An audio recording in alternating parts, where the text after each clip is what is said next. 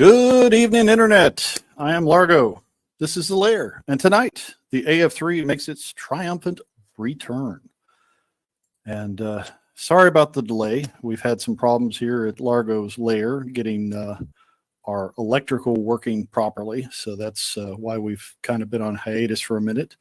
So if you missed us, we missed you too. And we're back. So without further ado, I'll bring in my my co-pilot in all things Valaverse, Mr. Wilhelm.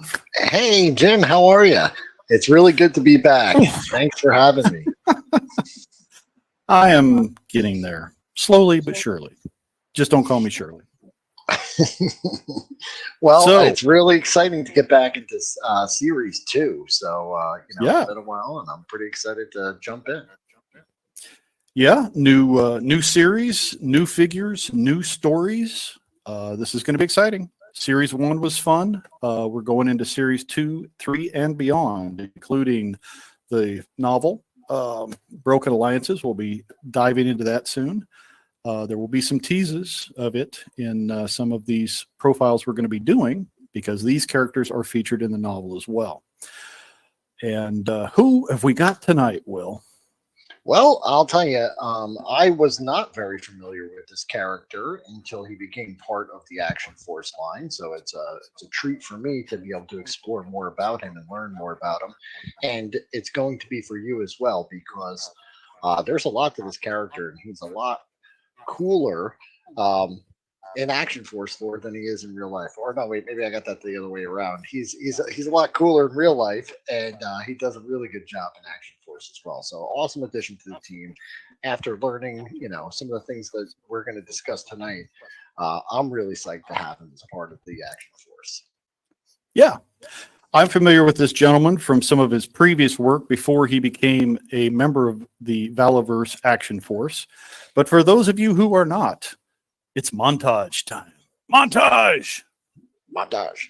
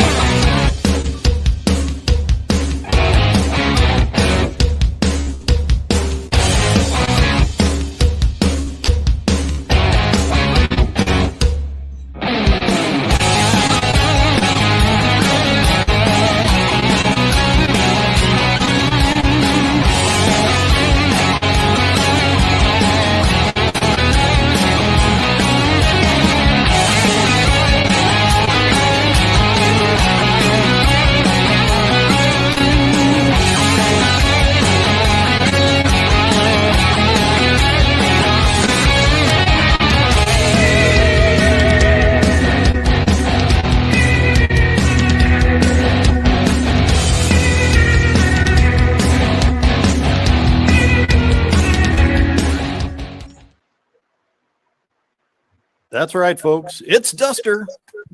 And the only thing that can make him cooler is more cowbell. That cowbell in the beginning of the intro, Jim. I gotta hand it to Yep. you. You know, and also the new intro for the show and the logo and everything, they all look spectacular. So Thanks. I figured, new series, we need a little overhaul, get a little mojo going. You can always use more cowbell. hell yeah. So I'll kick us off. Who is Duster? He is a fictional Valaverse Action Force character based on the larger-than-life and possibly one of the deadliest men alive, Tim Kennedy. Now you know. Who is Tim But Kennedy? Yeah, who is this guy? Tim Kennedy is an active Special Forces Master Sergeant and sniper with combat deployments throughout the Middle East as part of the most elite counterterrorism and hostage rescue unit within the United States Army Green Berets.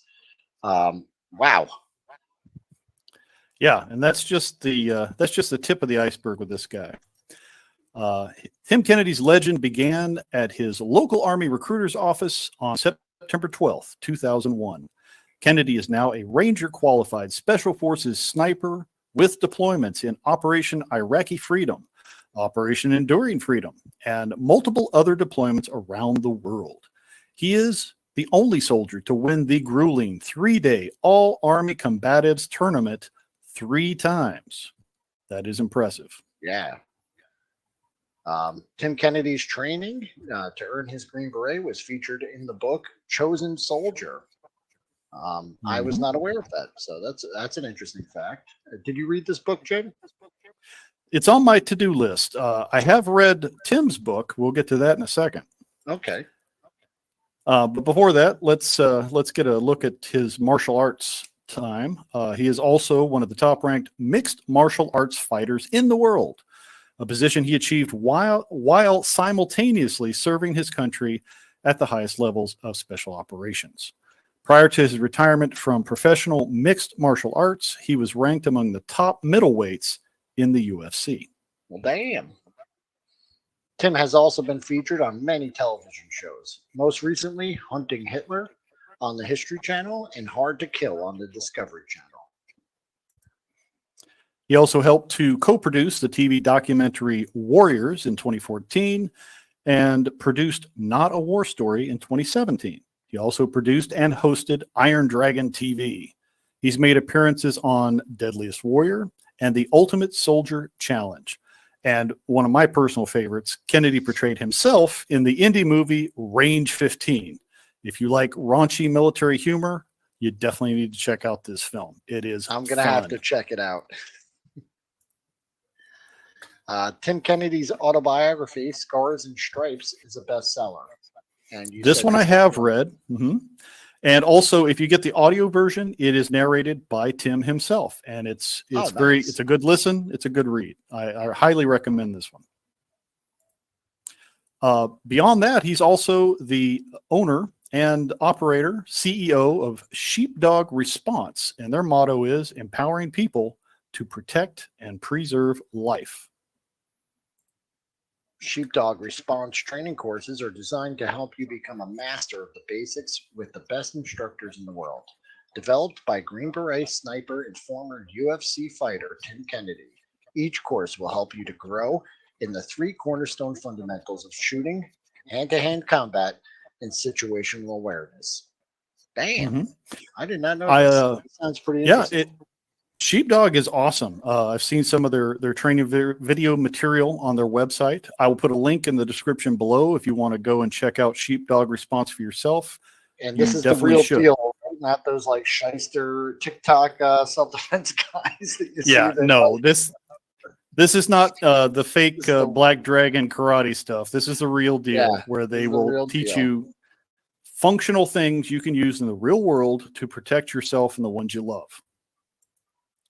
So now we get to our Action Force character himself, Duster. This is taken from his combat profile. He is 0205 in the series, codename Duster. Full name, file name, Kennedy Timothy F. His primary specialty is 18 Bravo, Special Forces Weapons Sergeant. Secondary skills, he is a 5 Papa parachutist. He is a 5 Quebec Pathfinder. He is a Bravo Force sniper. He's born in San Luis Obispo, California. He is an E8 Master Sergeant. He is affiliated with Sheepdog Response and Action Force in the Valaverse. That's a mouthful. Yeah. And that's his combat profile off his back of his box. Looking studly there in the picture. All right. So this is the Action Force biography, right? So now we've jumped into Action Force. So at the age of 25, Duster enlisted in the United States Army as a Special Forces candidate and completed 1 station unit training and airborne school at Fort Benning, Georgia. Oh, nice. He was assigned to the 7th Special Forces Group, where he served as a team sniper on multiple deployments. So if you go to look up Fort Benning, you'll find that it is now called Fort Moore. I'm not sure when or why they changed the name, but it's the same post, and it's there at near Columbus, Georgia. And he going through his specialties. 5 Papa parachutist is what all airborne folks will earn. The Army's parachutist badge, commonly referred to as jump wings, and you see a picture of those there. They're awarded to all military service personnel from any of the service branches who complete the U.S. Army Basic Airborne Course at Fort Benning, Georgia. At least it was Fort Benning back in the day.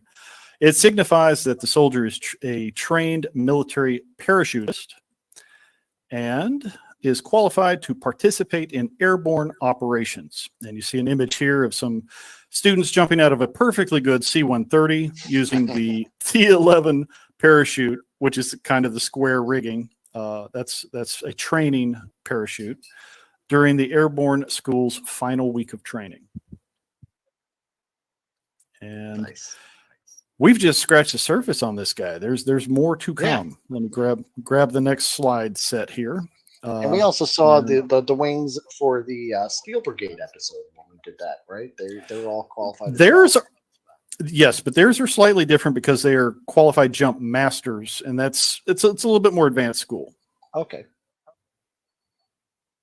And the United States Army Pathfinder, or I'm sorry, 5 Quebec Pathfinder, and we saw this also in a previous slide as well. So yes, because a lot of the Steel Brigade are Pathfinder trained as well.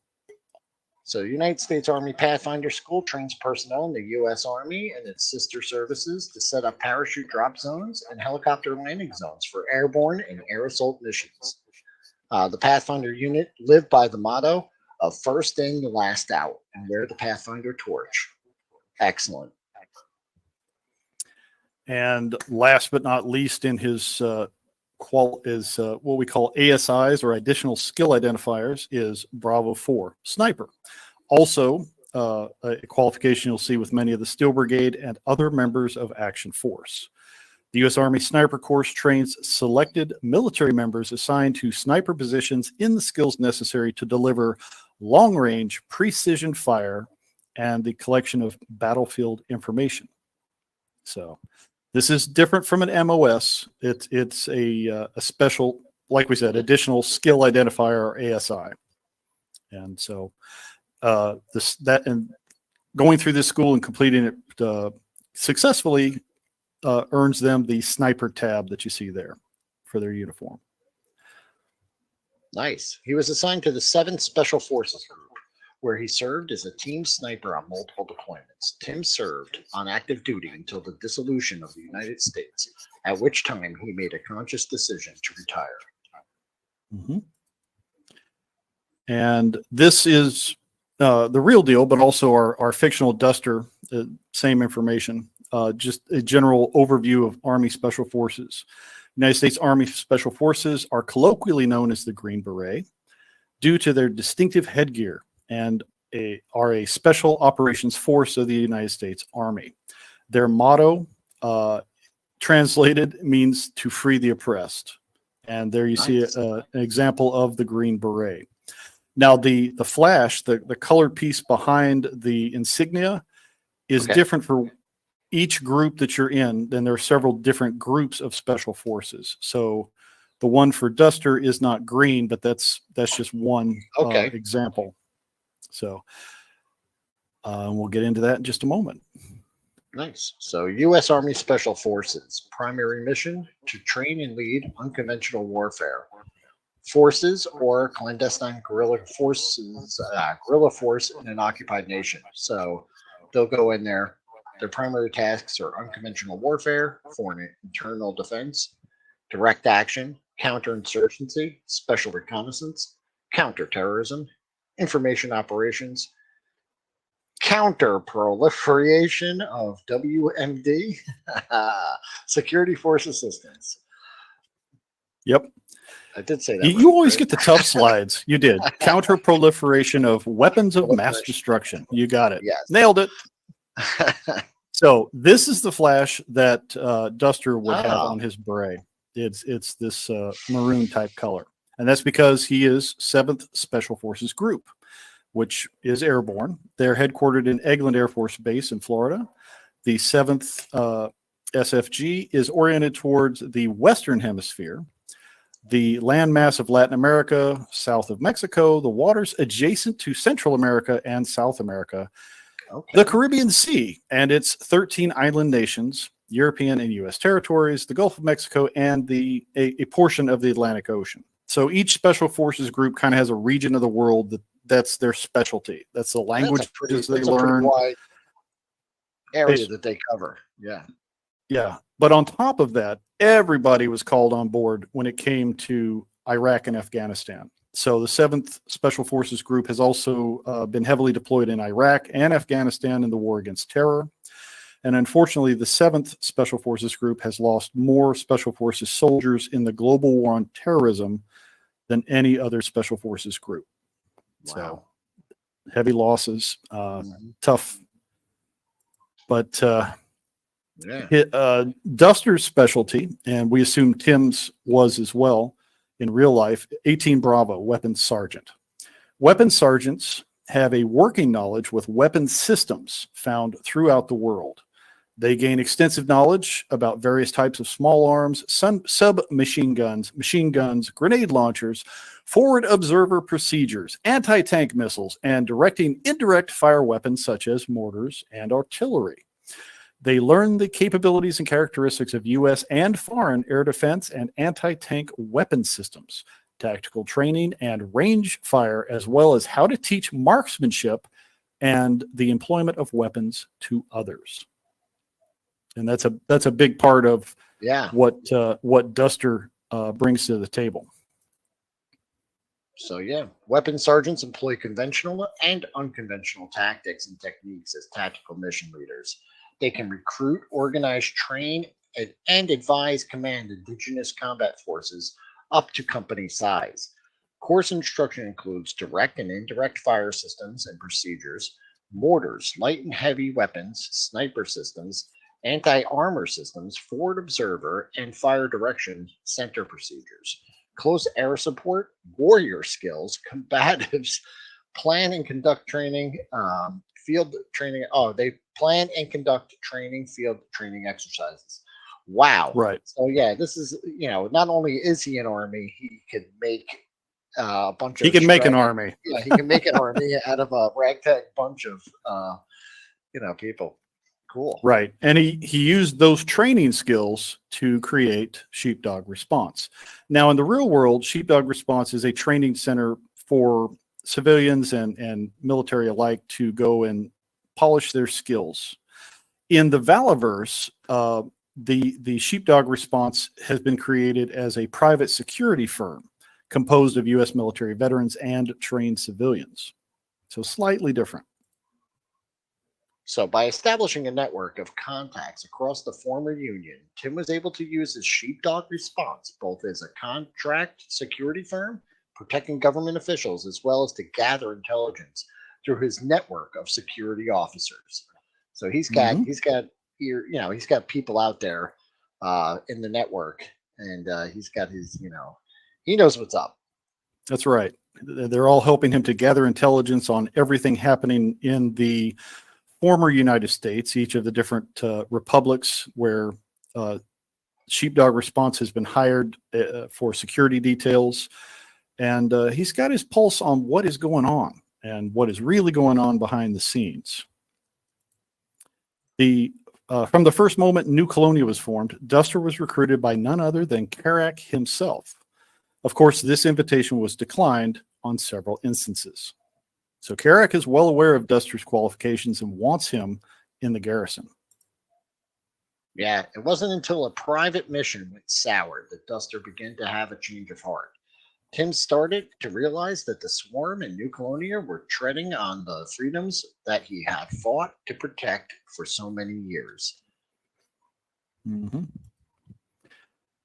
With the persuasion of a former sergeant, Tim decided to join up with Action Force. Duster brought a unique set of skills and experience to give the team the edge it needed to find out who was pulling the strings in the former Union and defeat them once and for all. So, quite a pedigree this guy has in real life and as the fictional character Duster. So much of Duster is based on the real Tim Kennedy with a few flourishes and adjustments. And we get to read about that mission that went sour here in Mission File issue 6. And this is where I came in, because I was there when Bobby Vala revealed that Duster was going to be the new figure. And, I got to admit, I was like, who?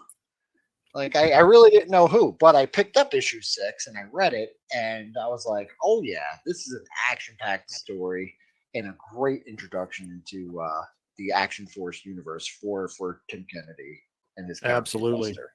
Linked in the description below is the Valaverse video where Bobby Vala presents to Tim Kennedy for the first time the Duster action figure. So please check that out because it's cool.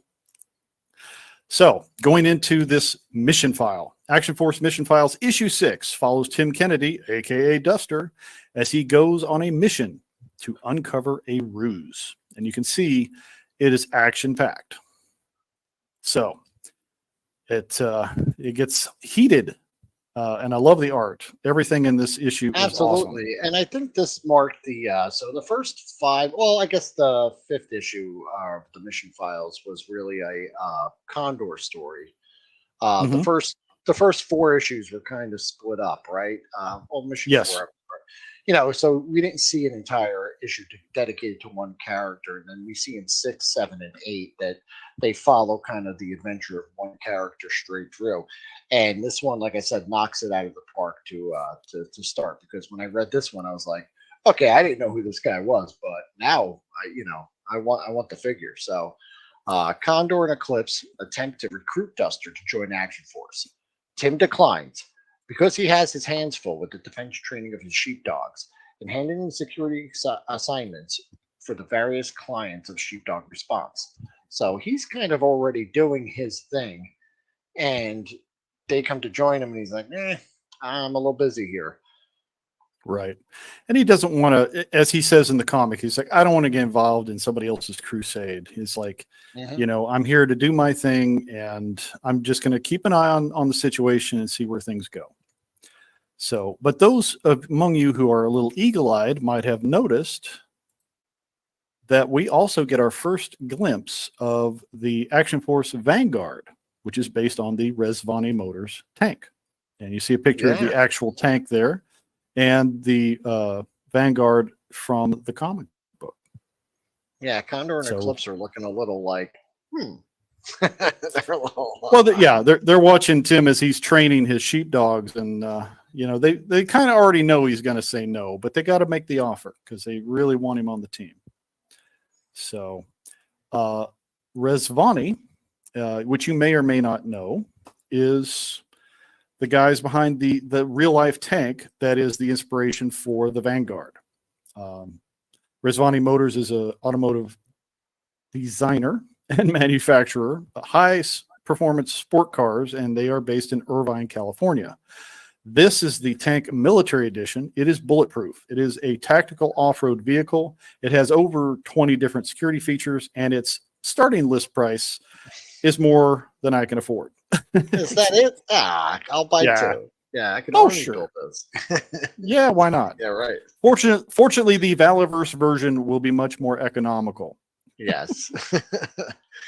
All right. Well, Duster accepts an assignment from Carl Chambers, the CEO of Crimson Shadow. Deliver a briefcase to Chambers' offices in Shreveport, Louisiana. So, or Louisiana, if you Cajun. Oh.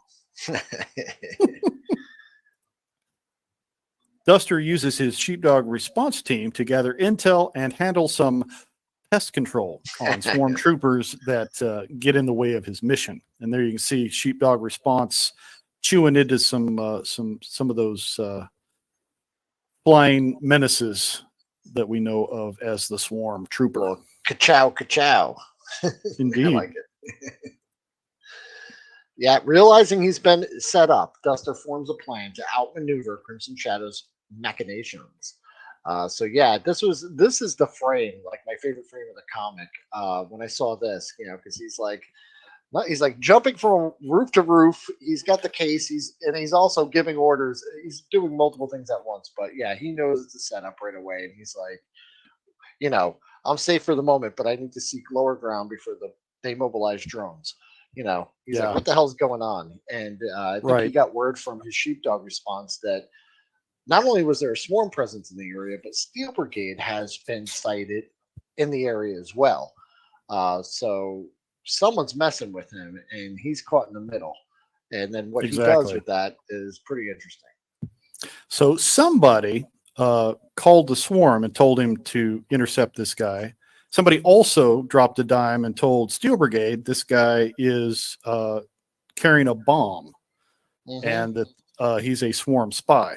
So Steel Brigade thinks he's a swarm spy. The swarm thinks he is some sort of a menace working for another agency. But both are being used against him, and he figures out pretty quickly Crimson Shadow's behind this. So what he does is rather ingenious. He actually pits the swarm and Steel against each other, and while they're having their confrontation, he slips away so that he can confront Chambers about what's going on. And again, some beautiful artwork. Rat-a-tat-tat. Yeah, so Duster puts Chambers on notice, letting him know that in no uncertain terms that Crimson Shadow messed with the wrong one. And you could just see he drops the case. He basically says, you tried it and it didn't work. So here I am. Right. And you don't want to make that mistake again. Right. And the lights you see in the background there are some armed munitions that he had set up prior to this meeting, just to let him know, if you try to double cross me here, we're all going boom. So Chambers is foiled, and Duster lets him know, we will meet again. You better believe I'll have an eye on you. So that's Duster, pretty interesting. Condor, you son of a bitch. We get the He's got the handshake. Yeah, we got the iconic handshake. So I love that little drop. That's awesome. Yep. But yeah, Duster's eventually proceeded to join forces with Action Force in their fight against the Swarm in New Colonia. He can often be found drilling recruits on the 3 cornerstone fundamentals of shooting, hand-to-hand combat, and situational awareness. So, I was going to say that I see some parallels here between Tim Kennedy, Duster, and another character, and I don't know if you saw it as well, but very Sergeant Slaughter-like, where Sergeant Slaughter's the old school and he's been brought back. Tim Kennedy's kind of like a real life. He's got his own team. Slaughter had like the Marauders. He's got the Sheepdog, right? He's training and helping Action Force like that. He's also kind of got his own faction, so he's part of Action Force now. But he's also, Duster in his Sheepdog response unit. So it's like they got not only him but like an entire network of people there. And so, he's kind of like a younger Sarge, like he's in that case. They have similar qualifications. With Sheepdog, they've now gained some counterintelligence agents in the field. I get the impression, and it doesn't really clarify, but I believe that Duster is still an independent agent. He works with and is affiliated with Action Force, but I think that's on the down low. I don't think that's public knowledge. Oh, which is probably better for Action Force, for everyone, because he has that network of spies, or whatever you want to call them. But hey, the Swarm, New Colonia, Crimson Shadows, they're all playing a game here that it's hard to tell. Action Force is kind of a reactionary unit in a lot of the situations where something happens, they're reacting to it. With Tim Kennedy, Duster, and the Sheepdog response unit, they kind of have the upper hand, or at least they could level that playing ground, because all we've seen so far, like I said, is, New Colonia goes and starts taking over somewhere. Swarm starts, messing up somewhere else, and Action Force has to respond to it. Now maybe they can get ahead of them, and and they still have the PR issue of the Swarm presenting themselves as the benevolent assistants to these different republics. You need the benevolent protection of the Swarm. There's the guy in the suit pointing at you. Buy it now. Yep. So sometimes Action Force can come into an area where people might even turn them into the Swarm, thinking that they are insurgent enemies, instead of the fact that Action Force is there to help. So that adds a wrinkle, and maybe Sheepdog response can help, with some quiet intel before Action Force gets deployed. So we'll see where that goes. For those of you who missed out on the individual comics, the Mission File trade paperback is now available, and all 8 issues are included. And as far as I know, you can order that right now. I know you could get it at Joe Fest. Yeah. Oh, yeah. And you can get that on the Valaverse website. It's a good read. People. Groovy. Yeah. Yes. If you like the toys, you're going to love the story even more. That's why we're sitting here. So I got to tell you that. So yeah, read them, because I'm telling you, holding an action figure in your hand is cool, but holding an action figure in your hand after all the cool stuff that Tim Kennedy's done makes it like so much better. Exactly. Most of the first 5 issues we covered in series 1. However, we will be revisiting issue 3, because in that one we have a Eclipse solo story. So we'll be coming back to that, and then we'll be covering Pandora and Desert Rat in the last two issues, issues 7 and 8. And then beyond Yeah. that, we'll be going into broken alliances for many of the other characters. Both, Some of these, yes, some of the Series 2 and Series 3 figures do make cameos in the mission files, but they're more heavily featured in the novel by Bill Nedrow. So, yeah, whew, that's a lot. So it really is. And, you know, like I said, the more I learn about him, the more excited I am, you know, to go back now. And like I said, I'm looking at the figure in a different way. So, Speaking of the figure, yes, let's check him out. Go. So most people already have this in their hot little hands. I have several because there was a great sale on the Duster figures from Valaverse a while back. And for those of you who have picked up some of those extras and are wondering what to do, I have a few suggestions.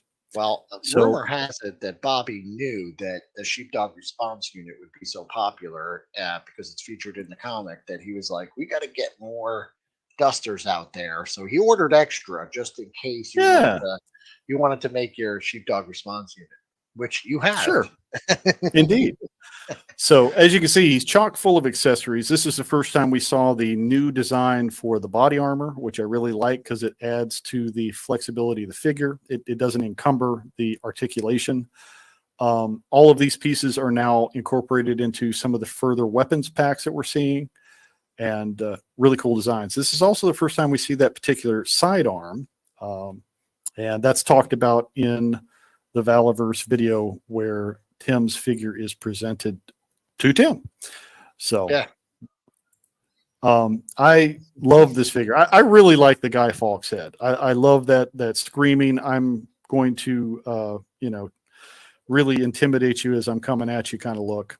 And I've got him there with the Series 2 Sarge, and those two definitely, as you said, there's some parallels. I can see them just mercilessly chewing up some new recruits and putting the fear of God into them.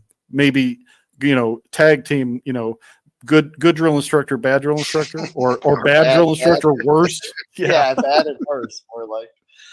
So they are a fun pairing, and they look great on the shelf together. And as Will had said, if you want to make your own sheepdogs, those extra Tim Kennedy figures are definitely a good base to start with. And as you can see here, I've got a couple of my kit bashes I use for my spare parts mercenary group. But they could also be sheepdogs from Sheepdog Response. So as you can see, there's a variety of different heads there from Marvel Legends and G.I. Joe, Classified, and other sources. So just to give you some ideas on what you can do. Here's Tim with a couple of his recruits. Most of these are using Tim Kennedy parts, and a few are using some other series bits, but you get the idea. There's a great deal of just kit bashing, just putting different pieces together. You can create very unique looks for your teams, and these are just a couple that I put together, you know, just testing things out. And again, a couple different variations here, and you can see them compared to how they appear in the comic book. Sheepdog Response is a very cool addition to your shelf. And you can have a lot of fun coming up with your own characters and figuring out where they fit. Are they Sheepdog Response? Are they a separate Merc team? That's up to you. Your imagination is your only limit. And that, my friends, is all I have for that. So what do you think, Will? Pretty cool. Yeah, those were pretty cool customs. And yeah, it's like a no-brainer, you know, after you see what they did in the comic. And like I said, when you see how that was a great issue, just from start to finish, you know, it rolls right through. And then you find out the backstory of Tim Kennedy and actually what a badass he really is. Then it just makes everything just layers on top just to make it better. So it started off great, and then it just keeps getting better from there. So like I said, I'm a huge fan now. I don't know where the hell I've been. You know what it is? Cable TV. I haven't had it in a long time. A lot of those shows he's on have been on like cable channels, like Discovery and History Channel, and I don't catch them often. You know, had it been before I started, you know, mostly just watching streaming services, I probably would have caught them more often. He's a neat guy. He's obviously well qualified for these types of missions and intel gathering, which is why, History Channel and others have approached him and asked him for, I did his like there was assistance. one panel in the comic that I forgot to mention was that he like kind of acknowledges that the Steel Brigade, he's like, those guys were pretty good. Yeah. And then you see that like during their when we were looking at his kind of specialties, they kind of parallel. So you can see where like Tim Kennedy, like let's just say Tim Kennedy was Django Fett. The Steel Brigade are like the clone army based off of him almost, or maybe not. Maybe that's just a wild thing, but almost. I would say it's entirely plausible that many of the Steel Brigade are former associates of Duster, people he's probably served with and have been in similar units. So it wouldn't be uncommon for Duster and Steel Brigade members to know each other from days gone by, because they definitely have the similar skill sets. And I would also say, even though that the world of Valaverse Action Force, the United States of it hasn't really happened, if there's a MFer out there that's kind of ready for this shit to go down, right? It would be like I was looking at all this stuff and I'm like, Oh yeah. And again, if you check out, if you check out the Sheepdog Response website, you'll definitely see that not only is he well versed himself, but he's an excellent instructor and has created training centers, multiple training centers around the United States, where he has trained trainers to teach these courses. There's also a video course available. So if you want to do it virtually or from your home, you can do that. Yep. And like we saw in the thing, it's one thing to be a badass, to be able to be a badass factory machine, turn them out is another thing. He could go into anywhere and turn those people into an army. So absolutely. And that is kind of a unique specialty of the Green Beret. They go behind the enemy lines. They find indigenous soldiers and train them up to take care of business. So he's the guy. Definitely. That's pretty awesome. Well, I mean, now how I feel about him. I know how you feel about him. You want to find out how these the two slackers on the other side there are dealing with the challenge? Yeah. It's been a while. So those guys might be a little rusty at handling the live show. We better go check on them. Okay. So I will see you on the other side. On the other side. All right.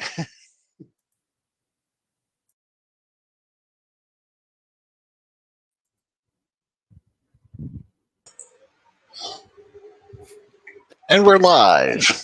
Hold on, we gotta fix this. There we go. Oh, now we're back. Now we match. How's it going, everyone? All good. Well, this is one of my favorite figures in the line.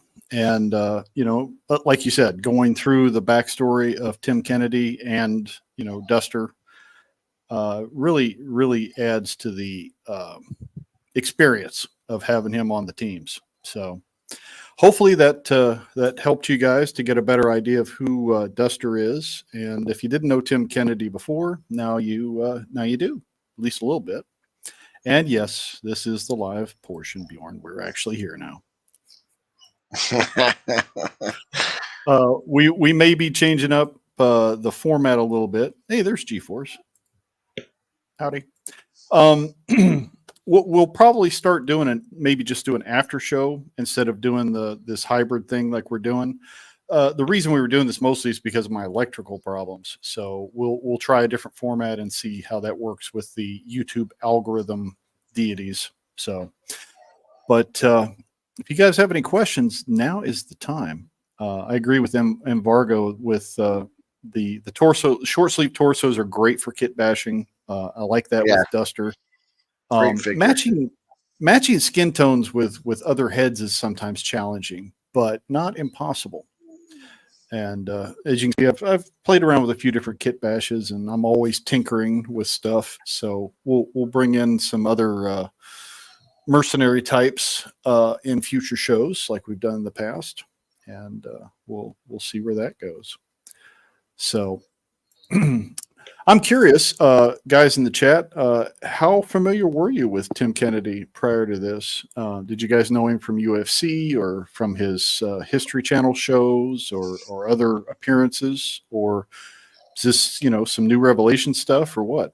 Because I don't know how much crossover there is between the UFC fans and the Action Force collector fans, if that makes sense.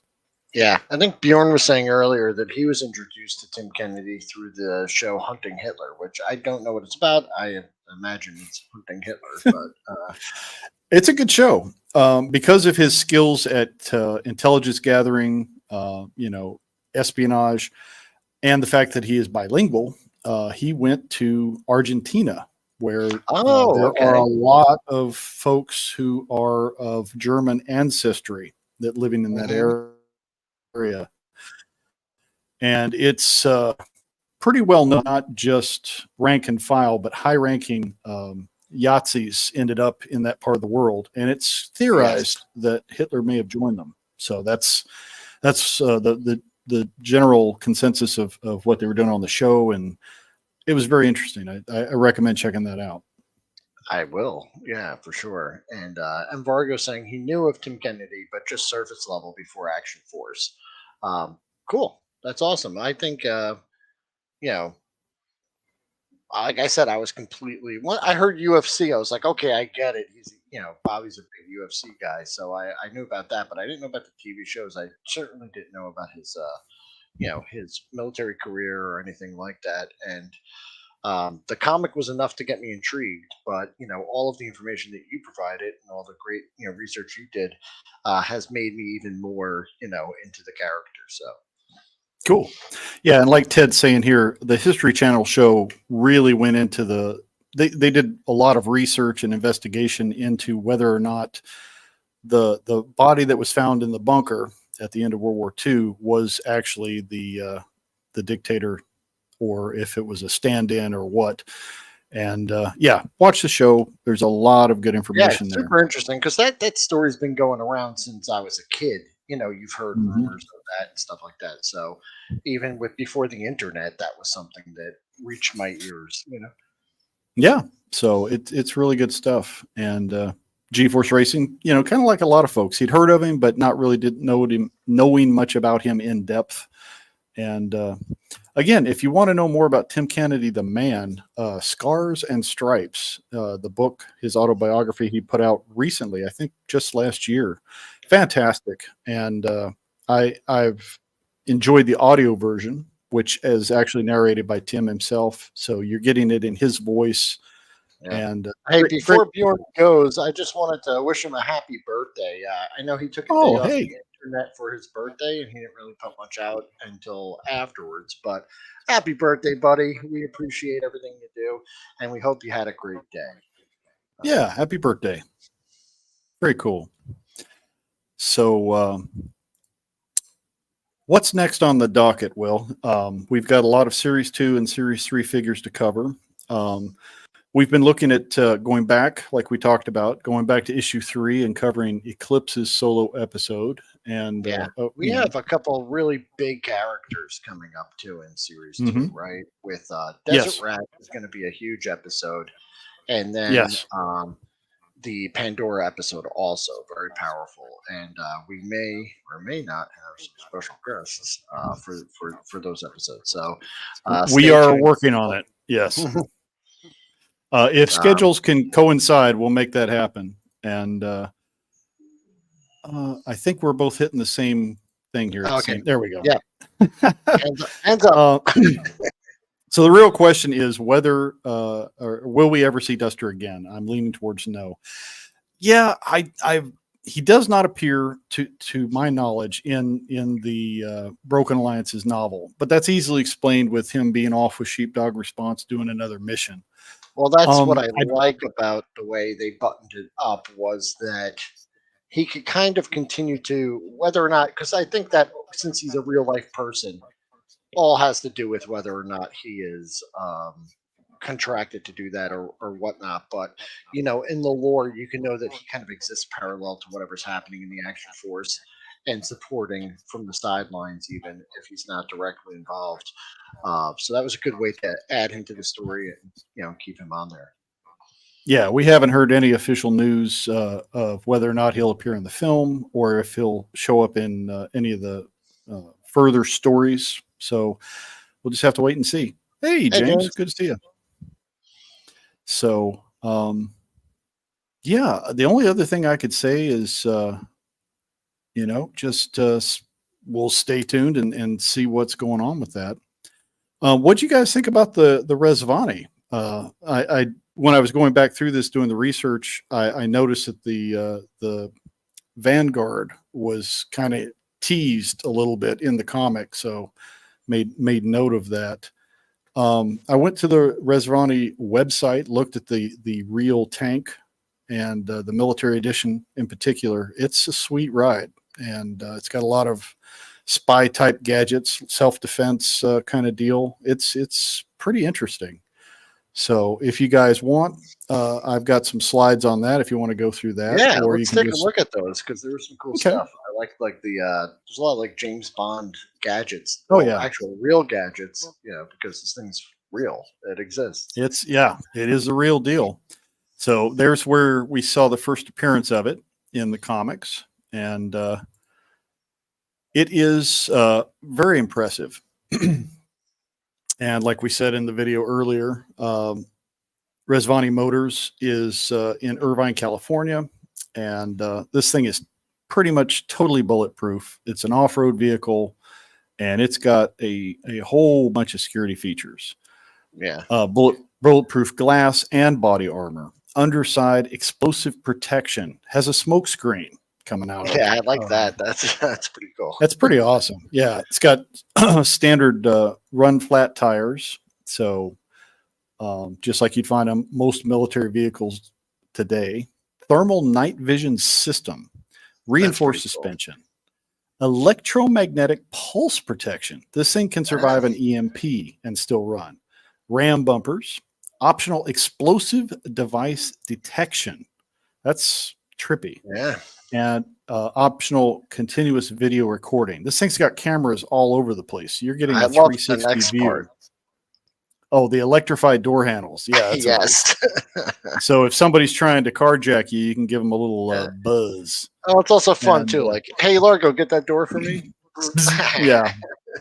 I'll just mess. Siren and horn options, strobe lights, blinding lights. It has a set of lights on this thing that you can just put it out full power and totally intimidate or incapacitate somebody causing you mischief. Has an intercom system, magnetic deadbolts. When you shut these doors and lock, nobody's getting in without a crowbar or some other way to jimmy it. It has gas masks. It has a first aid kit. Comes with a hypothermia kit, pepper spray dispensers. I mean, it's just crazy with this thing, and that's like the base model for this. Yeah. So, Jim, one thing that's left off here is how many cup holders does it come with? I saw two, at least in the front. I don't know how many in the back, but there will be cup holders. Yes, and the Vanguard will have cup holders as well, as far as we know. And yeah, I agree with Vargo. It is a sweet ride, but woo, I could buy a house for that. I would love to get one, Ted, if I could afford it. But it's something else. Yeah, the tank is cool. The Vengeance is the new model that came out, and it's even more impressive. A little bit larger wheelbase, same kind of bells and whistles, just more aggressive stance to it. And they also have a like a dually truck that they do. I can't remember what they call that, but again, check out the website. All these things are really neat. And lock your keys in your Resvani. Don't try to jimmy the locks with a coat hanger. Yeah, that ain't happening. But it's a beautiful vehicle. I can see why Bobby was impressed with this and decided to add it to Action Force. So for what I've seen for the Vanguard, it does have some differences from the tank. It's going to have suicide doors in the back, which are detachable. I don't know if the doors are detachable on the tank, this vehicle, but he'll also have a turret on the top. But This thing comes with a 1,000 horsepower Demon V8, if you so desire. That's a beast, and it's just impressive. There's the control switches for your gadgetry, your smoke, your shocking door handles, and whatnot, all easily accessible for the driver. You've got there's your cup holders. You've got your bells and whistles there, and the GPS navigation, everything you would expect in a high-end vehicle. And Hercules is the truck. Thank you, Embargo. I couldn't remember the name, but it's really cool looking too. So if the Vanguard is really successful, and we hope it will be, maybe he'll do some of the other Resvani vehicles in the line as well. That would be really cool. And if you are curious about the pros and cons of the Vanguard versus the Vamp that has been announced, I would highly recommend going over to the Articulated Ninja. He did a great video on that recently, and he just lays it out pretty well. So I think that kind of lays the argument to rest. But got your winch and all your good stuff there. So it's pretty cool. We haven't seen anything this cool since that RV from Tango and Cash, if you remember that one. Yeah. Do you remember that piece? I remember that. Oh, yeah. It was pretty much the same kind of deal that custom made. That was fun. Yeah. But I think in the movie they just kind of like crash it. They hype it up, but they like don't use it as much as they should have. I forget, but I thought it was kind of like it was a badass vehicle, but it didn't go. Is it diesel or regular gas? Yeah. Ted, I believe it depends on which powertrain you choose. You can go with like a Duramax diesel, or you can go with that giant Demon engine, which I think is a regular gas engine. But you've got different options depending on what you want. But diesel would make more sense. Most military vehicles are diesel nowadays. I think so, but I think each has its advantages and disadvantages. So I guess it depends on what the application is. Yeah. And with some of the engineering advancements, those diesel engines have as much power and everything you're going to need as some of the conventional gasoline engines from yesteryear. So we're about at the hour mark there, Will. You got anything else you can think of? No, I think it was a pretty good return for Series 2. We started off with a bang, and I hope everyone enjoyed it and they enjoy the character. If there's anything we missed, put it in the comments below, and let us know. We could bring it up on a future stream there. And we're ramping up production again, so the AF3 will be coming back on a regular basis. Hopefully, as long as I don't have any more power problems here, it shouldn't be an issue. So we're working on the other characters, working on getting some special guests for a few of those, and we'll just see where it goes. So that's all I've got for tonight, guys. Hope you enjoyed this, and just stay tuned, I guess. Yeah. Well, thanks everyone for coming back, and thanks Jim for having me back. So glad to be here for Series 2, and looking forward to seeing you guys in the near future. So have a great night, everyone. Let's see if there's anything else here in the chat before we go. Nope, just everybody saying sayonara. So, we will see you in the very near future. Thanks again. See ya. Good night.